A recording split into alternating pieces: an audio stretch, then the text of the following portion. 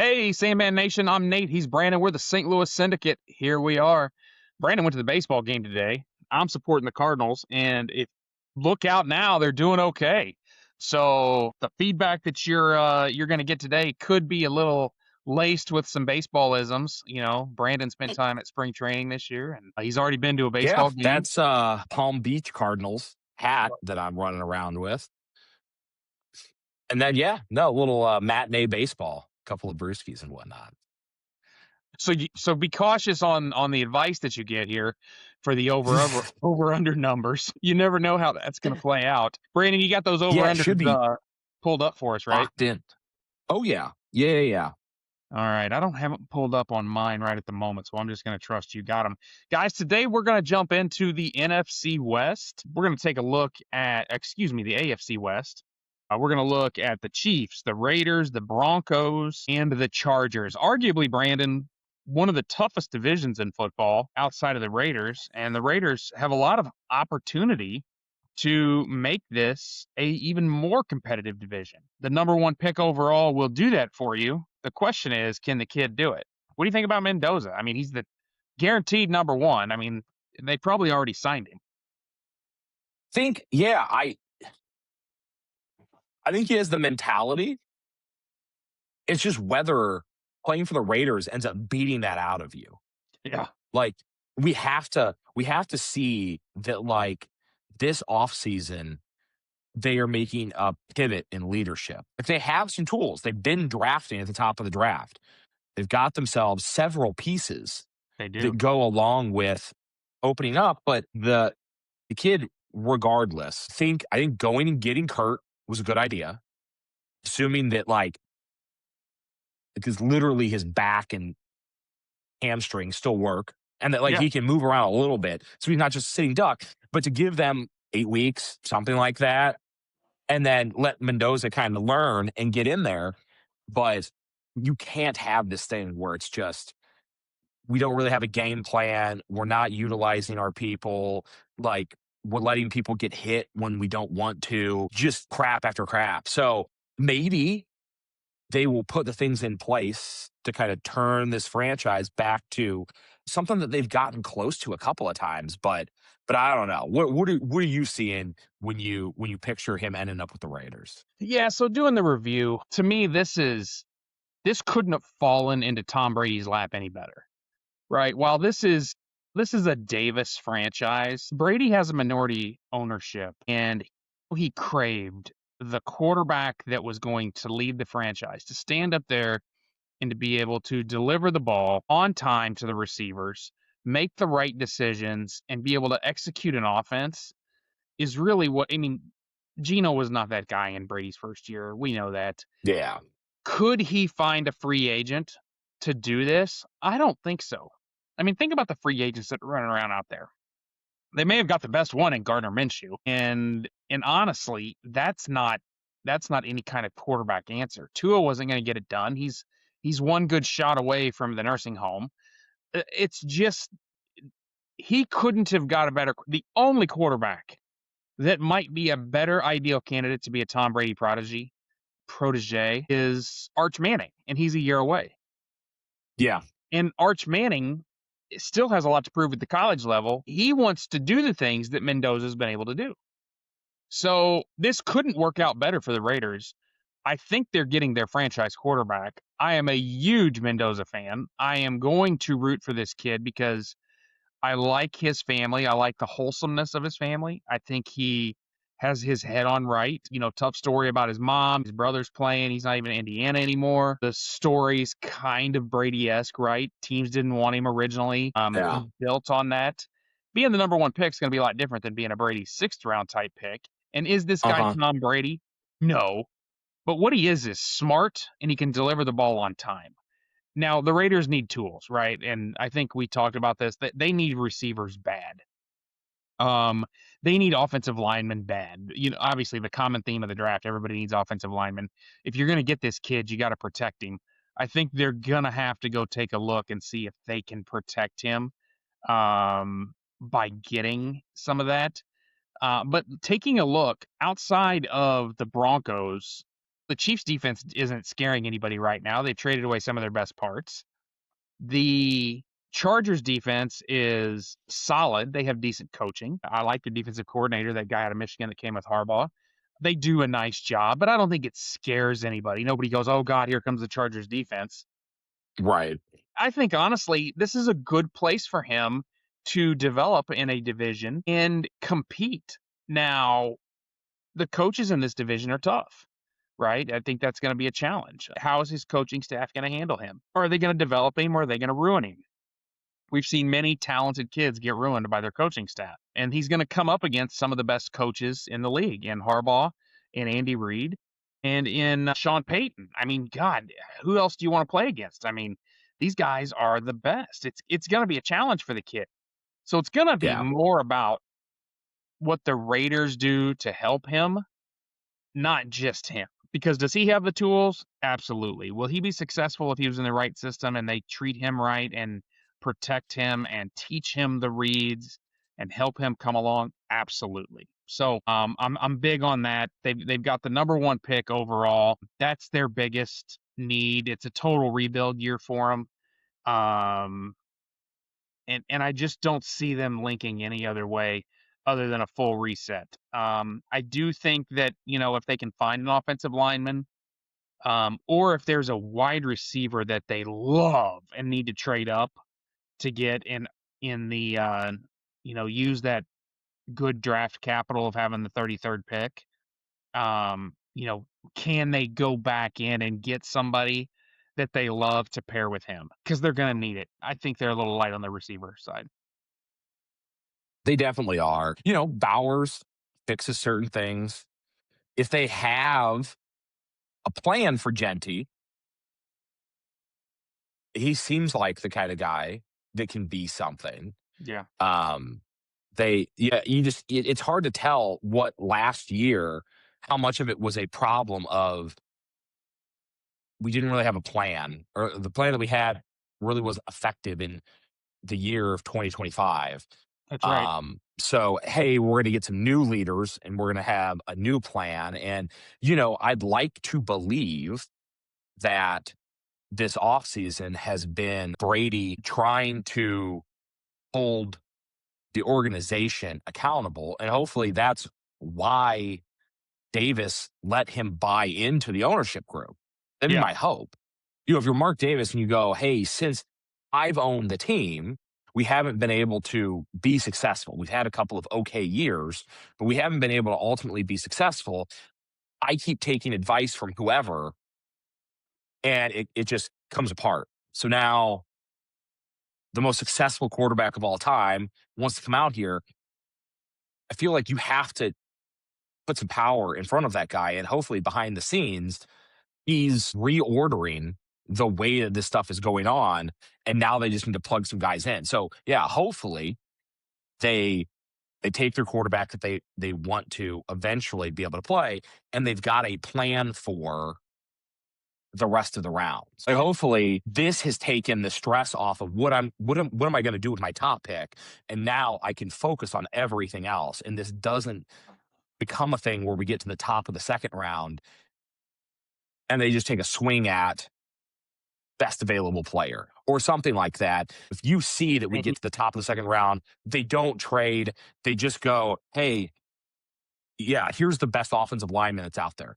Yeah. Not this specific one. We want him because he does X, and this is where we're going to put him to play it.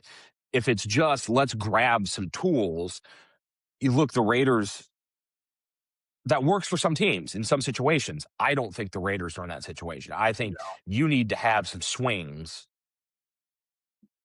because you're starting the clock.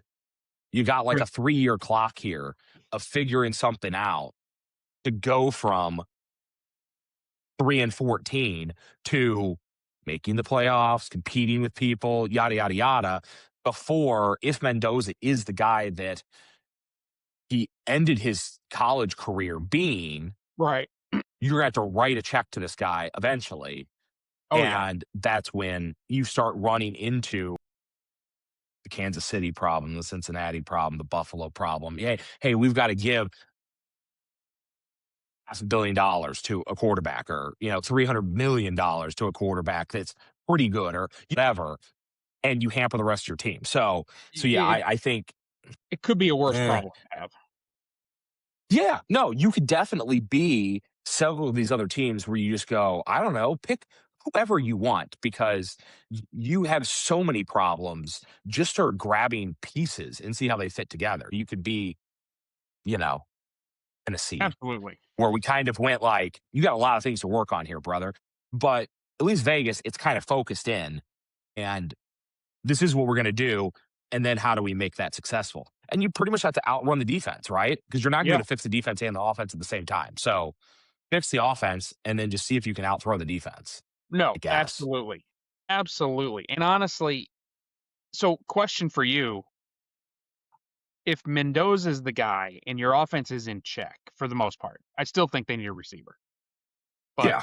you know, the defense is not terrible. I was just looking at the depth chart. It's not great, but they picked up Nakobe Dean. They have Quay Walker.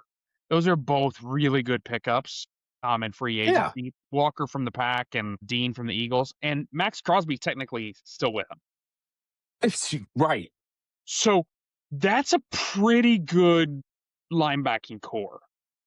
Crosby, Dean, and Yeah. Walker. So that tells me they need interior linemen to keep the guys off those backers. They need to continue to protect their young guy.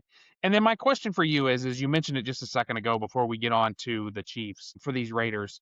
What week does Mendoza start? 1, 4, 6? I mean, you mentioned they have Cousins. If it was me, I wouldn't play him You wouldn't play him. this year. I wouldn't play Really? him this year. If it's me, I go the Mahomes route. I go the Tom Brady route. Brady said, hey, there is no reason that rookies should be playing quarterback. Yeah. So if he's going to put his money where his mouth is, this dude will play a couple of times in mop up or something. Fourth quarter, the game's completely out of hand, one direction or the other. You let him go in there and throw a couple of passes. Yeah. That's it. Yeah. You keep Kurt healthy, you let him run the offense that you're going to install with Mendoza. Yes. I hope the stance should be, Kurt, this is what we're going to install for Mendoza. You good with running this offense? Like, Yeah. Kurt seems like a Diet Coke version of what they want Mendoza to be. So he should be happy running that offense. And look, that MFer has made more guaranteed money than just about everybody. Yeah. So he should be real happy when they slide the fully guaranteed contract in front of his face to just go, yeah, whatever offense you want, buddy. You just Yeah. tell me I what got you. jersey I'm putting on this year. Yeah. Just point me in I the always wanted to direction be a of Raider. where I'm Always going to wanted. live.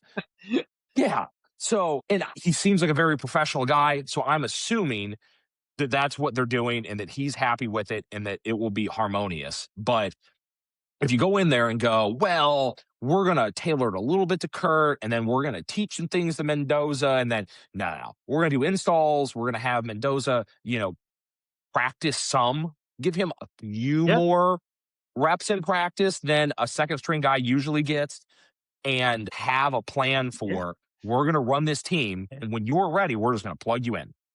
We're not going to I reinstall a bunch of shit. love it. That's my stance. I love the philosophy. I'm on board. I wouldn't have it any other way. I do think that Cousins gets dinged up at some point in time, and Mendoza's gonna have to show up. Probably. Hopefully, that's not before Yeah. week 10, because I think week 10 would be fine. He can get in and get some reps before the end of the season. Yeah. But I mean, I think, I like the philosophy. yeah, to be a guy that talks for a living and then to say a very specific thing about the profession that you were the most successful at, Yeah. I would hope you would bring it to your team. Yeah. So I hope we see that, or that That's he puts a lot of effort. Like they go, we're holding out, we're holding out, we're holding out. Maybe even if Kurt gets hurt, hey, we're sending Minshew in there. We want to let him, finish the game that Kurt gets injured in. And then we talk about it for a week and decide whether it's time or something. It's not like, well, it's the third quarter and just strap your helmet on and go on out there and have some fun. I don't think he's telling me that's not the right idea. So I'm going to take him at his word and go, then don't let your team do this. Right. No, I would agree. Interestingly enough, as I pull up the depth chart, I do not see Minshew on it. Maybe when they signed Cousins, they released. No, is he gone? I thought he was still there, Yeah. but looks like they probably are. They know they're not going to keep him. They want to just give him a chance. And signing Kirk, just probably asked for an outright release to sign with somebody else. Yeah, that was sounding, and then as soon as you said that, but it's not coming up on any. I thought it Yeah. was maybe one of the teams that I had already presented, but either which way, they have another quarterback. There's no way you go into it going, we have this guy held together with spit and duct tape. We've got a brand new kid that's, you know, never been west of the Mississippi. And we're just going with it. Yeah. Like, you got to have a third guy to go, maybe older guy. Yeah. You're like, hey, he's just going to be here and he's just going to tell people what it used to be like when quarterbacks get hit and stuff like that. I don't know, but you got to have somebody else. Yeah, somebody else to get in there and go like, aren't you glad they're not going to hit you? Carson Palmer, drag his ass in there and go, hey, did you know dudes used to just be able to bury their helmet into the top of your knee? Like, be happy. That's classic. Speaking of quarterbacks that have busted up knees, Alex, Yes. so the Chief, he could come and talk to him. So maybe tell us what you're thinking Right. about the Chiefs this year. Oh boy. Okay. The Chiefs, we leave the Chiefs. They finished the season 6-11. Yeah. They lost 8 of the last 9. Yeah. They're in the middle of losing a couple of those games. Mahomes gets his leg blown apart, and they just go, we'll see you guys next year. Yeah. Good luck. Peace out. We already got our season ticket money from everybody. We're going to go ahead and pack it in. Make sure we don't injure anybody else. So, the interesting thing, right, is they end at 6-11. We start up this year. Their over-under is 10.5. Yeah. Shaded a little bit to the under, but not too bad. So they're kind of in that grouping that you almost go like the odds makers don't know exactly. Well, they're not having opinions. They're going, we're putting this out there. We're going to get through the draft, and then we're going to make all of you bettors out there have the opinions. Right. So you got Buffalo, you've got the Chargers, you've got the Chiefs, you've got Philly, you've got Green Bay, Detroit, Seattle, and San Francisco all at 10.5. They go, okay, we're going to do a draft, and then people can start betting and pushing it around. So right now, the people that are jumping in are pushing that number a little bit on the underside, which as a projection makes a lot of sense, right? You're coming back. A lot of what makes Mahomes great is that he is as mobile as he can be. He's not running downhill or anything, but he is that guy that knows exactly how fast he needs to move so that you can't reach him. Right. And He's pretty good. if one of his legs don't work the right way or he's tender about it, then it's going to take some time to get that square. So I know that it's still up in the air of that, like, he's probably not going to be ready for week 1. Almost certainly he won't. Maybe he will. We're kind of shuffling around, but the reality is that more times than not, when you go into this situation, you're going to go under the 10.5. The saving grace is that we are talking about, in my estimation, the most talented quarterback that I've ever seen play with my own eyes. Yes. So if his legs work, magic can happen. So we go down the road. Kelsey re-signed for 3 years. Gilman re-signed for 3 years. They did. We cleared out defense. We sent some guys away. That's how they ends up. We go into this having the 9th and the 29th pick and giving them a lot of optionality here to make some decisions. There's obviously a lot of need, right? Like I think the official stance is, hey, the defense, we're going to figure out. Yeah. That's what we have Spags for. That's why we can let cornerbacks go. We'll find more cornerbacks. We will train them up under Spags. They will be well above average cornerbacks. And then we'll let somebody else go pay them also. So, okay, fine. If we're living under that theory that, hey, the Chiefs ended last year, even with the clusterfuck that went on with, ending with the 30th best offense, they were still like the fifth best defense Yeah. from an unpredictable stance. So, okay, cool. We think Spags can just reload and run another top five defense out there. Then that leaves us with weapons for Mahomes, Yep. right? Do we go right now? You look at the big board over there with somebody like McShay. He's looking at Jordan Tyson out of Arizona State. There's been a lot of, hey, maybe Sadiq is the guy. You bring him in, you sit him behind Kelsey, you teach him how to do the same sorts of things. Kelsey extracts himself from the situation at some point in the near future. Sadiq maybe can step right in, even has more tools. When you start off, when you go, this is what Kelsey looked like coming out the draft, and here's what Sadiq looks like coming out the draft, it's night and day as far as like sheer numbers. So then you go, hey, can we teach him the touch? We teach him those imperceivable things that Kelsey's able to do on the field to feel where he needs to be to make sure that he's in the perfect spot. That's Who a tough knows? thing to do. Probably, not something that you can repeat.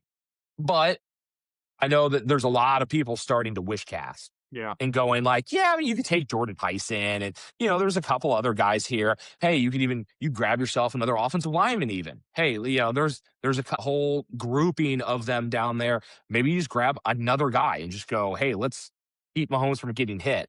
But that one is like this is what we'd be doing if we were playing Madden sort of Right, situation. right, right, right. Like, give me a toolsy guy.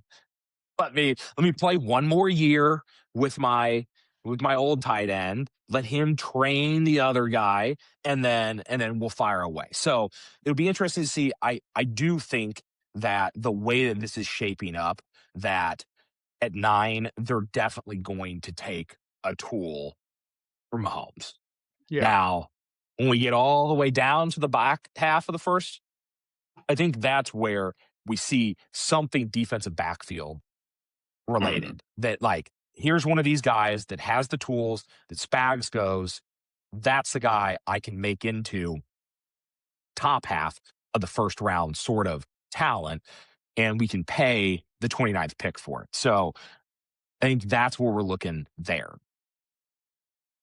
I'm seeing this cornerback from Tennessee coming out here, Colton Hood. Yeah. That's what's kind of being talked about. I wouldn't be surprised if there is a reasonable amount of, work in the shadows sort of stuff with the way the Chiefs deal with things that might be getting talked about. And maybe they're looking at somebody else. Who knows? But I do think that defensive backfield is that right answer to go. We don't need to take a guy at 9. We can go get this bucket, this trench of talent, and then bring them up. Yeah. So what do you think about that? No, I think you're right on. The analysis is firm, and it looks just, it's very similar to McShay. While you were talking about that, I actually popped up Kuiper. He's got Jordan Tyson in that wide receiver slot also for the Chiefs, Yeah. thinking that makes the most sense. There could be some movement around there. Carnell Tate could be available, but I don't think they need that type of receiver. I think they like the Tyson build, the speed, the movement, and his ability to catch in traffic. I am not That's seeing as my much. biggest thing for me. Yeah, I'm not seeing as much I around need the. a dude with hands. Yeah, we need somebody who can just bail out Mahomes when he gets crazy, which is what Sadiq could potentially. Well, he has a little bit of that touch of what everybody always said Brady had, where Yeah, it's like, if I come to you and you screw it up and your name isn't Travis Kelsey, maybe I don't come back to you for a while. right.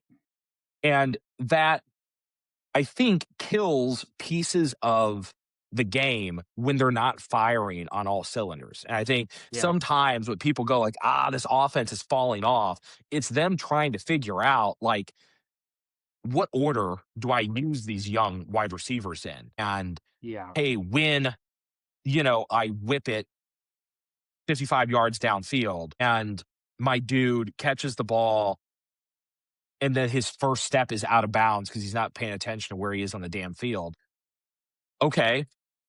Do I scream at him when he jogs the 60 yards back to the or do I just go, okay, penalty box? But now you don't have that guy to trust to go back to, and it's just you trying to play pitch and catch with your almost 40-year-old tight end. That regardless of how often he might screw something up, you have that trust that, look, it's eventually going to work. You've been around long enough. We're paying you a ton of money. The rest of these guys are making rookie salaries. I don't want to just lose it on them. Yeah. No, Now, I you're think going you're down the right same on. road of picking up more rookies and bringing them in and going, here, let's put them in the popper and see if one of them hits. But to me, if you can go, this is the guy with the hands, that's probably the right guy. I mean, you're in another Tyreek that you just go, he just runs a click faster than everybody. That's real useful for Mahomes too. That's But different. if you don't have that sort of talent, get a guy. That's why I was so surprised that Hopkins didn't work. Well, I thought when they brought him in, it's just giant, just man, dependable hands, and they never got on the same page. We thought that's I think there's a little bit of a what theme. happened with the Rams is what we thought was going to go with the Chiefs. Yes, agreed. We're going to throw 2-yard touchdowns over and over and over and over again, and it just never materialized. No, So it maybe you can didn't. find a younger guy that can do it. Maybe. I don't know. I look at the Chiefs and kind of bringing it back to how you started this conversation, 10.5. I think the number of 10.5 with these young receivers, I mean, because if they draft a receiver, they'll have Rice, Worthy, and a receiver. And they're going to be young. Yeah. And Rice is actually entering into his fourth year or his fifth. I don't know, fourth or fifth year. And Fourth, I think. it's kind of insane to think about that he's that old, but he kind of missed part of a year. But Well, they're going to have to spin the bottle in that circle and figure out who's not going to jail this year. there's a little bit of To a that. certain degree, there's, to a certain degree, I hope that Rice is miffed, Right. is insulted by the fact that this talk is even happening, regardless Right. of if we get to 9 and they go, we're taking Sadiq. Yeah. Rice better go, okay, back to the gym. He's not that. Because he is this close to, you're either going to be the guy that he was sometimes, or he's not going to get a second contract. No. Not at all. He's gonna get to go to Cleveland or Tennessee or the Commanders or something like that will pay a guy a bunch of money to take a shot at him. But you're standing here right now with the shot. Maybe stop with the driving and the hitting people and whatever other shenanigans he's got going on. Andy Reid gives everybody a bunch of chances. Let's not make him look like an asshole. Right. So, hopefully, hopefully if they grab another wide receiver, everybody can get in a big circle and go, hey, we're just going to play football this year. Nobody needs to go to jail on the weekends or serve a sentence, sort of thing. So, we'll see how that, works out. But Rice should be the one that feels like this is being pointed directly at his chest. No, So absolutely. hopefully he reacts. Absolutely. And if he does, then this draft becomes much more about solidifying that defense for Spags. And I think Reed knows. And I think the message is going to be loud and clear with the first pick. If he picks defense in the first pick, then he has belief in Rice and he has belief in Worthy. Yeah.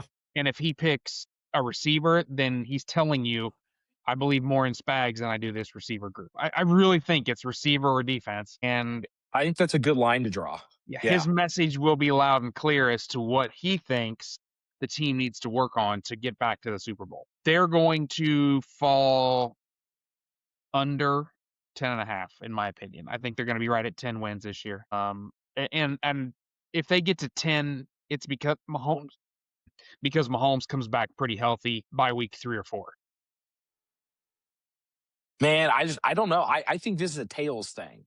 Like, I think if you're going to bet over 10.5, you might as well go find an alt like 12.5. And if you're going to go under 10.5, then go under 7.5, 8.5. You know, Really? find where it starts to hurt in your chest. Well, yeah, because like, look, either this is going to work or it's not going to work. I don't think we have a situation where, okay, Mahomes plays but is falling apart or doesn't play for the first couple of weeks and they lose a bunch of games and then he comes in and goes on a like I think this either like he gets in and we get this kind of rolling start Yeah. where hey maybe they lose a game they're not supposed to lose. Yeah. And then it's just back to normal, or we find out that all the people that are going this dynasty's kind of dead, that it is. This isn't going to work. They're going to have to retool this. You're going to figure something out, and you're going to go under 500 again. Yeah, but Mahomes healthy, Reed re-energized, Kelsey, Spags get some defensive parts, K9 added as the running back. It's 10 is possible. If you're thinking 9, 8, I'm saying that's the thump in your chest. You don't have to find too far of an alternative line because they're going to, if Mahomes suits up and they've got Walker doing out of the backfield what he did in Seattle, then this thing's automatically better. And then if you can get Worthy and Rice to stretch the field, and Kelsey can kind of do Kelsey things, you're not far off. You're just not. And then the defense has to be shored up. No, but I think if all those things happen, then you're winning 13 or 14, 15 games. Yeah. I think we're doing a lot of work. Like for me, the question is did Andy still have a good idea? Does he have a new idea for the offense? So here, I was bouncing one through. Is Kenneth Walker like a real running back? Is he a bell cow back? And can he be a bell cow back behind the offensive line that they have there when they start the season? Maybe. Can Kelsey get back to what would be 100% for a guy his age that have been hit the way that he's been hit? Like, obviously, he can't be what he was 4 years ago. No. But can he be appreciably better than he was last year? Maybe. Maybe it's just not possible. All right, so let me take all those hits. All right, yeah. Chiefs fan. You're a Chiefs fan. You act like you don't have a team, but you're a Chiefs fan. Here's what I'm going to say. Would you rather have everything we just talked about, okay, and Jordan Tyson with the first pick, okay? Yeah. Stay with me. Jordan Tyson with the first pick, and then potentially like a Akeem Masur or a Caden McDonald or even Avion Terrell out of Clemson, the cornerback. Okay? Or you take what you've got, you bank on Walker, and you think you're healthy, and Reuben Bain Jr. falls in your lap, and you can pick up Hood from Tennessee. Would you rather have the two defensive pieces for Spags? Or would you rather have a receiver named Jordan Tyson, who probably is not going to be Randy Moss? He's going to be okay. He's projected to be more like a Steph Diggs kind of guy, maybe a Monte Adams. Or do you want to put two defensive linemen that are just disastrous, chasing around Bo Nix and Herbert instead of trying to figure out how to run around receivers and having that same problem? Just throwing it out there. If you're a fan, I would personally say the smarter pitch in a vacuum is to grab the defensive guys. Yeah. Because Spags isn't missing. No. So when you go, hey, what if we give you a cornerback that's B level and we ask you to turn him into A level? And he goes, yep, I've done that. I'll take another shot at it. And you go, okay.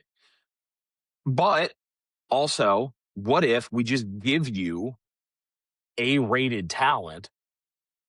What are you going to do then? Oh, well, I'm going to have them just, Avengers people and just start hitting them with the earth all game. And you go, okay. And I don't know that any of these, I think you have to try with the wide receivers. I don't know that there is a wide receiver here that Yeah. ends up on the team that makes a difference long term. Right. That's the This point. is, unfortunately, this is what I see is that they took a shot on Tyreek who should have never been able for them to draft. Right. He's a bit of a gross person. And then he was the whole bucket of what Tyreek could have been on the field. Yeah. Right. And so, okay, now we have the guy. And then they couldn't pay him. He wanted to go make his money. You got to pay for all those kids, all those lawsuits. So he had to go to Miami. That's between him and his accountant. But I think if you give him a little sodium pentothal and sit him down and go, was that worth not winning like another 3 Super Bowls? He'd go, no, my life got appreciably worse when I went to Miami. And even like I would have taken 80% and just stayed where I was at. That being said, unless you think one of these guys is that, they've tried this. Yes. We're doing the same thing we all did with Brady, where we went, let's just get him a wide receiver, just a guy. Let's figure it out. Let's just keep stabbing at things. And it got Belichick sent to North Carolina. So I don't know where it's going to get Andy Reid sent, but if he doesn't have a better plan than this is the best guess I've got, so I'm just going to bring him in and we're going to take a shot. Like, I think you have to do it in reality in 2026. But me personally, I would go take yourself some defense. You have the defense.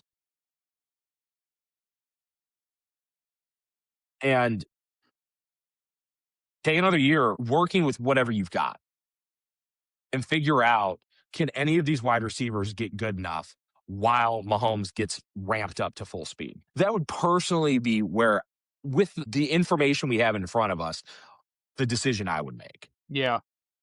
No, that's not Where does that terrible. land for you? That's not terrible. I look at it and I'm personally, in the 9 slot, if I can get an impact defensive lineman, edge rusher, backer, somebody like that. Didn't they lose Karopolis? And they've lost 2 of their corners. They've got Chris Jones. I just am looking at this and just kind of looking at the different projections around. Ruben Bain has been everywhere from 3rd to 15th. And I'm in love with this guy. I think he's going to be a good pro. I think he's got one of those engines and one of those motors that just go like Max Crosby type motor. And I like this guy a lot. And I put him with Chris Jones. What that does is it allows them to draft those B corners you were talking about, because the quarterback can't hang onto the ball long enough. Those guys don't have to cover more than 2 seconds. So Yeah. I want to make an impact play at the 9 hole. I can either take a B corner at the 29th slot, or I can take an A minus, B plus wide receiver at that spot to try to help the receiver core out. And then in the second round, take the next best, maybe B. There's probably still a B corner or out there that can benefit from having Chris Jones and Bain on the line. That's me. Now, I think they're going to take receiver. I think that they're just not going to do that. They're not going to let their quarterback sit around like Aaron Rodgers and go, "Why didn't you draft me anybody?" I just don't think the Chiefs are going to do that. They're going Yeah. to give Mahomes everything he wants. Yeah. And that's the thing that makes me question it. I want to believe the way that he talks about the team, he is not running around inside the building going, we just have to get shots up. Yeah.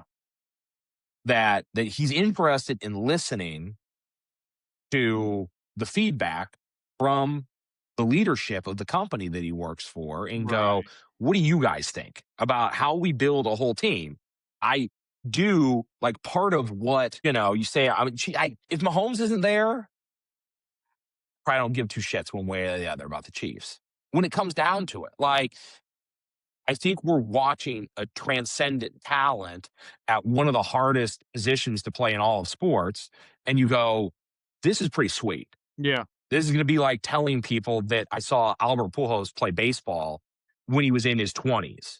Yeah. That you just go, this is next level. The way that he sees a field with 21 other guys running at full speed on it is crazy.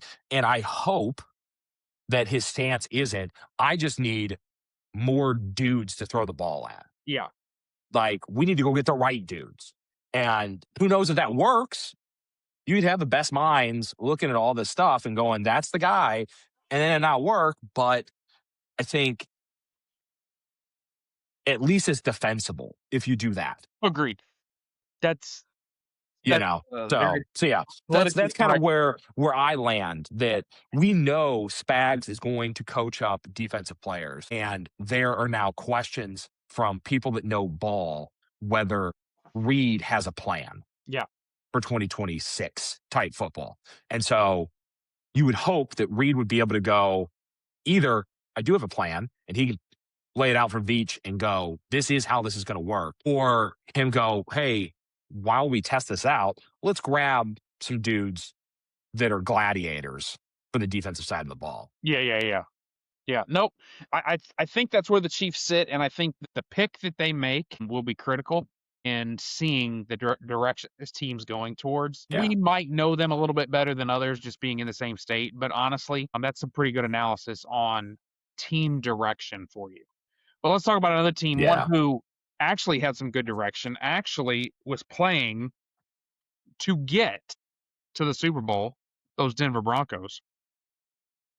These guys are close and they get to have the benefit of a very low draft pick, primarily because, well, when you finish in the top 4, that's where you're going to pick. So they're down at the bottom of the draft order. Where did they fall? Pick 30 right now, I believe. Is that correct? Yeah. They are hanging out, or are they still? Did they have? No, they lost their. They traded their pick to Miami. Does that sound right?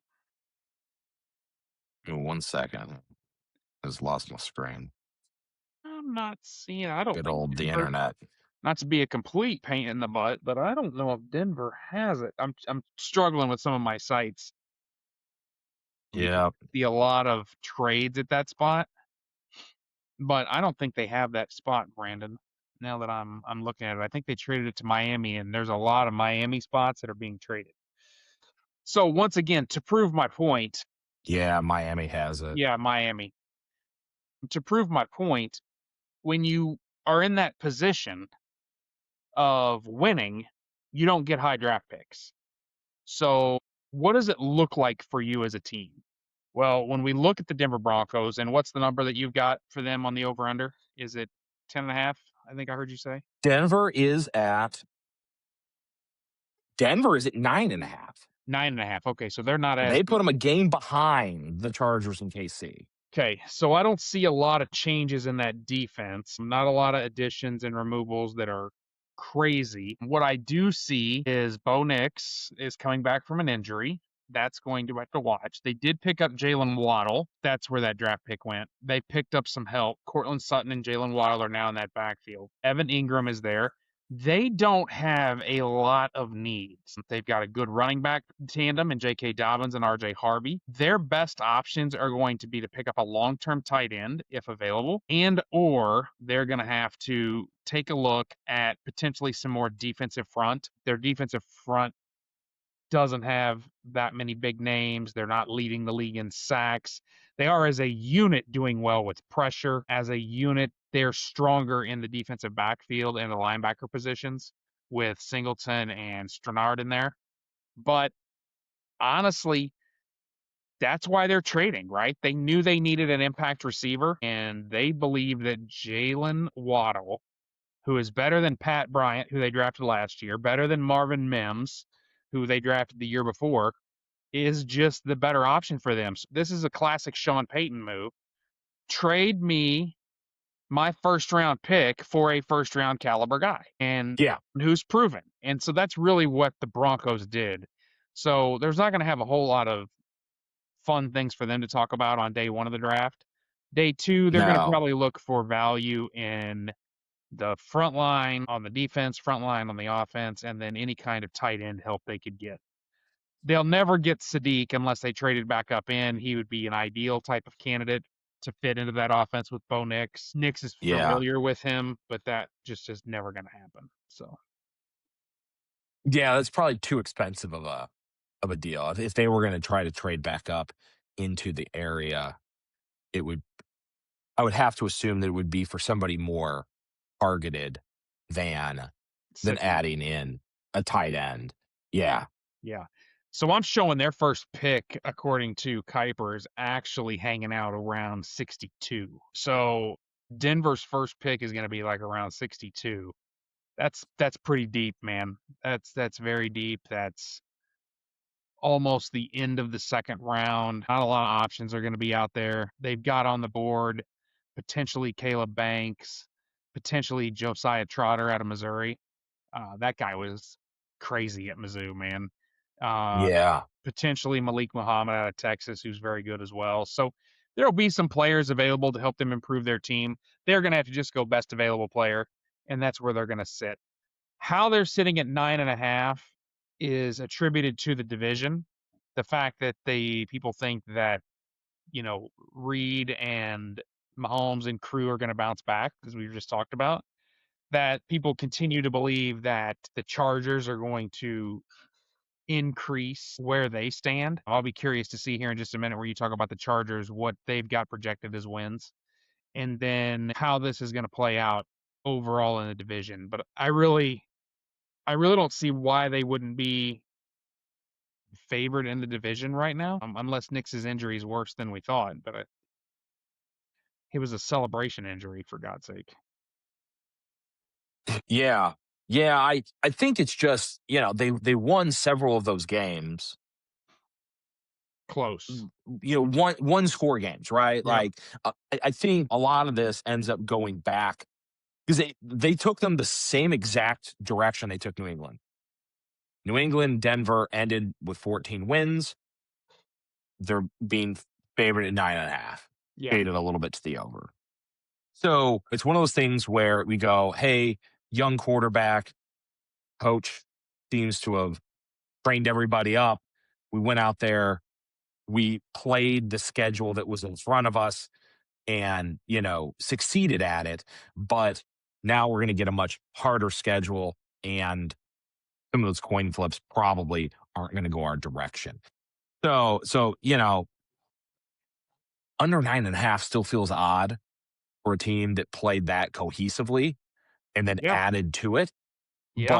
But, um, but it is still Denver. And there's still this, hey, they've had a couple of years and then they come right back down to earth.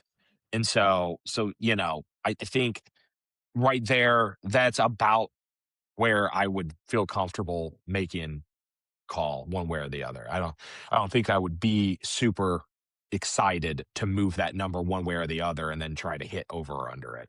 Yeah. Well, what do you think about the Chargers then? Where are we at with them as we So round out the division? the Chargers end the season with 11 wins, get loaded right back in with their over under at 10.5 wins. Okay. and they just go, hey, I guess we're gonna run this back. They turn over the offense. They go get Mike McDaniel, washes out of Miami, Yeah. comes coast to coast, and shows up in LA ready to just focus on offense. Which a lot of what we talked about last year while it was happening was, boy, I hope this guy, when they eventually fire him, goes back and focuses on the offense and does that. And so that's what he did. And that's what Harbaugh gave him the keys to do. Now, hopefully, Harbaugh has historically run a different kind of offense than McDaniel runs. So hopefully they have found some harmony going into the season to go, hey, we're going to go out there. We're going to sign a center. We're going to sign a new running back. We're going to sign a new tight end. Like, we're going to bolster the offensive front here. But there hasn't, really been, hey, let's go find these, what McDaniels is more or less like West Coast, right? Like when it comes down to it, hey, let's get people in space, moving at angles, and get the ball on time to open spaces.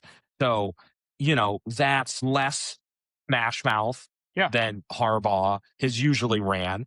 But if he's went into it and said, hey, I'm going to go ahead and let you do this, where, when you look at the numbers at the end of the season, they ended with the 18th best offense, the 16th best defense, playing the hardest schedule. Yeah. So, you have these opportunities for looking at this 10.5 is interesting, right? Because I would have pictured this being a little bit lower. For that, I think the talk is that everybody's kind of over Herbert. Like, oh, all the tools never comes through. You keep getting sucked in, and that maybe that's going to change over the summer, that everybody gets sucked back in and then kind of aligns with this 10.5. But all the people that think, hey, he's never going to get over the hump should be hammering the under here. Right. So I don't know if it is, hey, we're just waiting. They've got the 22nd pick. Like, what, you're not getting like some franchise changing player at 22. To that, when you look at kind of the way that McShay's looking at it right now, he's going, hey, the Chargers may get out of this. He's kind of targeting the Bears to step in here and the Chargers to move back to 25 and then get, 129 a couple rounds later. Yeah. And then go ahead and grab a cornerback. I'm looking at Chris Johnson right now, being that guy. And like, okay, you need some more defense, but the structure of your team is that, hey, when we're just playing a regular game, we win those. And then when the stress gets ratcheted up, the other team figures out a way to win. Yeah. And we don't. And that's a pretty complex thing. And it's hard to sit here not being inside the walls and go, here's what I think is going to fix that problem. They've done the things that normal people ask of a team. Hey, go get your offensive line better. They're on the way to doing that. Right. It's not elite, but they have stepped forward with it. Go get a better coach. Okay, we got Harbaugh. Go get a better offensive coordinator. Okay, we got McDaniel. Like, we're doing all the things, and now it's just, hey, is Herbert and McConkey going to get on the same page and this turn into a duo that just causes chaos? We're not. And so that kind of gets left at their feet. I'm rooting for, Herbert, he's always been a funny guy since he showed up, and I was just calling him A-Bear. I think it's crazy to pronounce it Herbert, but it is A-Bear, isn't it? Well, he pronounces it Herbert. It's a weird mouth thing for me. Like, I think that is for sure the way it's supposed to be pronounced, but He got rid of the locks, so I can't call him like Sunshine 2.0 or anything like that. So, I hope that we get to the end of this and we have 4 above average quarterbacks all doing what they're supposed to be doing. Yeah. That's what I'm hoping. Yeah.